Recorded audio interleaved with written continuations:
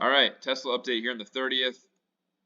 Few reasons why I'm leaning down still, but as one commenter in one of my videos in the last couple of days said, I did not say anybody should sell. I never said anybody could sell.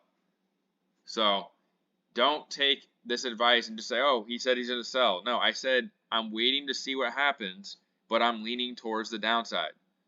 So what is going on here in the smaller time frame? And I'm going to go into QQQ also and show you why I think it's more than likely a sell here. So on the 15-minute time frame, we have an ABC move going on here, which I think could last all the way till the 2nd or the 3rd, and potentially hit all the way down to this gap here at 240. So we got to see how that goes. Invalidation on that would be 264.88, the top we had today. It would probably look like this, or maybe it doesn't go down that far. Maybe it only comes down here to like 245. But we could definitely see that kind of move. And if this is by chance a diagonal, this could be the start of the downtrend down to 200 as well. I'm seeing a lot of put buying on the options chain. So that is not a positive for the stock, obviously. So what are the two possibilities, though? If it does come down here and it's an ABC move, the possibilities are it could be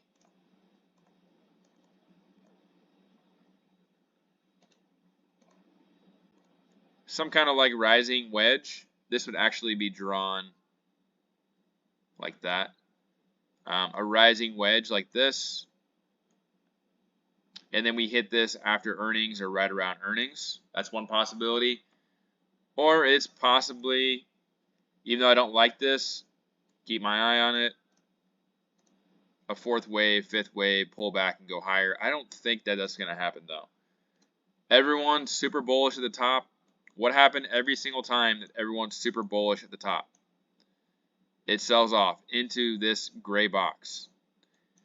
So that's why I have to lean to the downside. Overextended in the gray box, can't break the parallel line. Way above the 20, the 50, and the 200. You can see here. These are all way down here. So there's many reasons why I think a pullback makes the most sense. Doesn't mean that I'm not saying that, who knows, maybe this does go up. But right now, what I see, it's saying go down. QQQ. This ran into 3-day supply.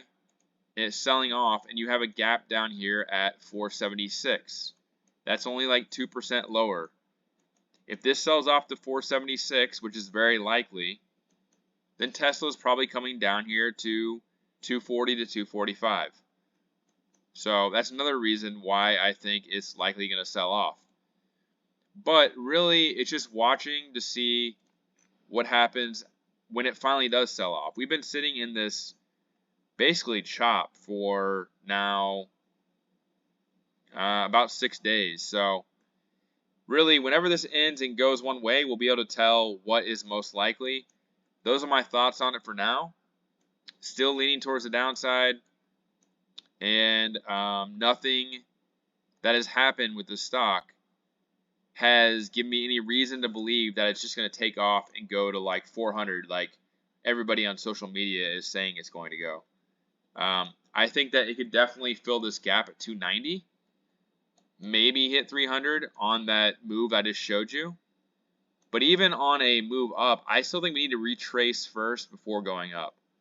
So there is a smaller demand zone right here between 253 and 255.83, so watch that zone as well. That could potentially be another spot to buy at, but this looks like a first wave to me. So if that's a first wave, this should be going to at least, let's see, 252.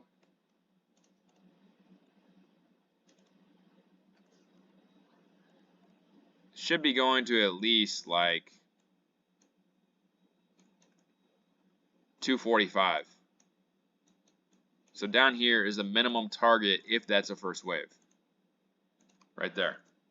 But then you see that's also like in the middle of stuff, and you have a gap right here. So if it does come down here, it's probably coming down to here. So again, invalidation above 264.88. If it breaks above this parallel line, then that's going to be something to take notice of. And we'll see what happens from here. You have also another thing to think about. Today is the end of the quarter. What are they doing in the end of the quarter? They want to bring this up and have it finish as high as possible to make their clients happy. And then after the quarter ends, they can just tank it for a couple weeks. That's all this is. It's actually more simple than you think. So I'll be very surprised if tomorrow it just goes straight up. That wouldn't make that much sense for all the reasons I listed in this video. I think it's most likely we at least see some kind of small correction in early October, and then potentially rise into the election, or it continues down and keeps on going down into the election. So that's my thoughts on Tesla for now. Let's see what happens. But remember, way above the 20, the 50, and the 200 into supply right here. And I'm not telling you that you should sell. I'm just telling you what I see and what I observe from the chart. So don't think that I'm saying sell here, like some people think I am doing. Anyway, that's it for Tesla. I'll do some other updates later maybe, but that's it for now.